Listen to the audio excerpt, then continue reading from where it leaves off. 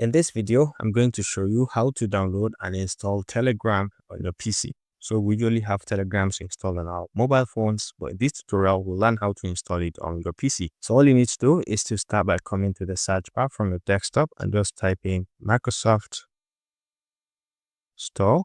Here, you can see it over here. You can just come directly and then you can come to the search bar over here and you can just search for Telegram over here and just hit on enter. You'll be able to see it over here, Telegram desktop, and you can see it is free. So you click on get and just give it some seconds to finish the download. All right, so you can see right now Telegram has just been installed. You can click to open and you can start using your Telegram.